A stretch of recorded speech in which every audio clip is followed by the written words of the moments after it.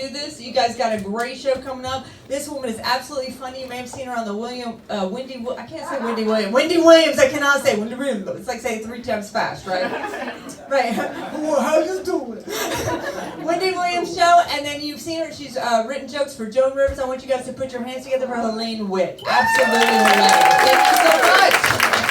Let's hear it for JoJo. What a great improvisational MC in the middle of a breakdown like that. JoJo. Well, I got more action just walking through this tight quarters with these young men. Woo! That was so exciting. I'm going to walk back again to the back. I'm not the love child of Ruth Bader Ginsburg and Keith Richard. And I used to say I'm not the love child of Barry Manilow and Barbara Streisand. But I can't be because I'm almost their age. I'm a retired New York City school teacher. But I taught in the toughest school in all of Queens. I mean, you walk in the building and you see the school colors, black and blue and dried blood red. And that was on the teacher's body. I mean, these kids didn't just chew their pencils like we did when we were young. They swallowed the erasers. And they're rude, like this kid was picking his teeth. Hey, that's my car antenna! When I was teaching measurement, my school never gave us money for supplies. So I went home, I brought in my bathroom scale, my Weight Watchers scale, and my cocaine scale. I'm only kidding. I never went to Weight Watchers. But I love the way the mayor sits in his ivory tower and he says, no matter what goes on in the classroom, everything is a teachable moment.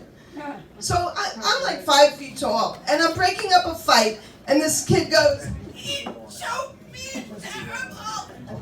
I said, stop. Time for a teachable moment. He didn't choke you terrible. He choked you terribly. You're using your adverbs incorrectly. You can relate. We have some teachers in the audience. Let's hear it for the teachers. Yeah, it's true. Everything's a teachable moment. And the second grade girls next to my second grades had a gang, believe it or not.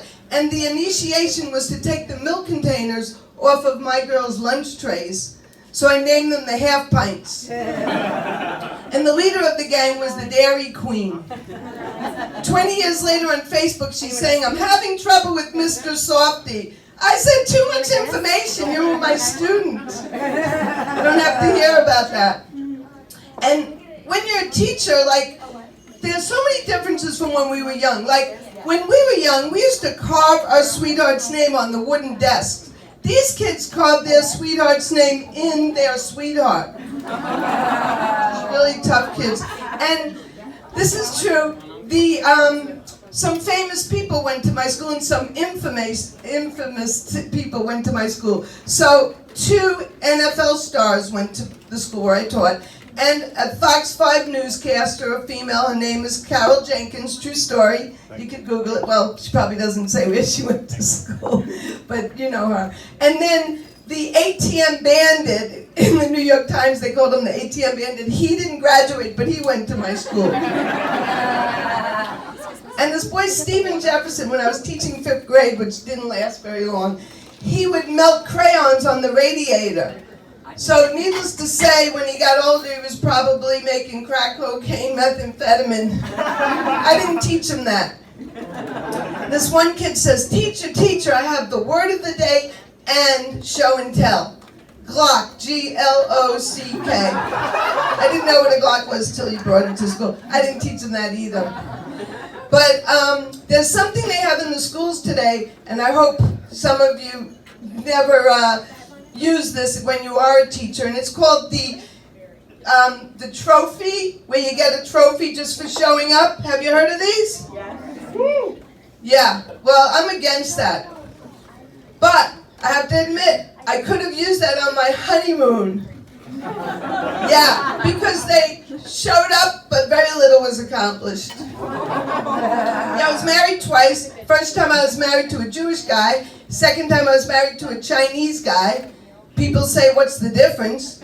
No difference. They're both cheap and drive terribly. And the Chinese guy and I, we had 3 New Years. It's very good because first you have your American New Year and you have fireworks. And then you have the Chinese New Year, fireworks. But then for the Jewish New Year, where's the fireworks?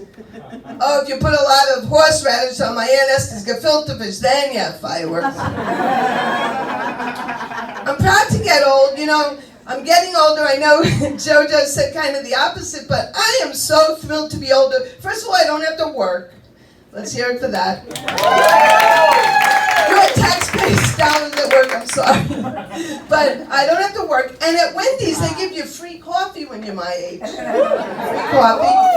And when I go to get a Subway token, oh, they don't call them tokens anymore. That's how old I am. The Subway Metro card, I pay half price. So I love getting older. And I've turned a lot of things that bum people out into positive things. For example, I'm losing my hair, but I know where it's going. It's going to my knuckles. You heard of the information age? I'm headed for the inflammation age. I mean, if they had these bags in the Rockaways during Hurricane Sandy, the F train would still be running today. It is running, but I like the way the joke sounds. Once the F train went back on, I said, oh, darn. I like the way that flowed. And my friend Selma said, you know, these wrinkles over here, they're called marionettes. I said, oh, great, I have the Avenue Q and the Lion King on my face. And every day you wake up and you see something new and exciting. Like I have exclamation points here, I have pound signs here. I told you about the parentheses. You can send a text message on me. Isn't that wonderful? And the best one, young lady, what's your name? Katie? Katie, wait till you see when you get the varicose veins. I'm telling you, they're going to surprise you when you see them. They're the colors of the rainbow. And they're all up your leg. And you know what I call mine, Katie? I call them the Google Roadmap to Adventure. This road takes you to the Sterling Forest or the Silver Lake. Because I don't do the Brazilian like you young ladies, like Katie. Well, I'm assuming something I don't know. I could ask you a male friend, but I won't. And then, if the date doesn't go well, this road takes me to the Dead Sea. So you know what? I'm going to say goodnight and thank you. There are a lot of comments tonight from a great audience.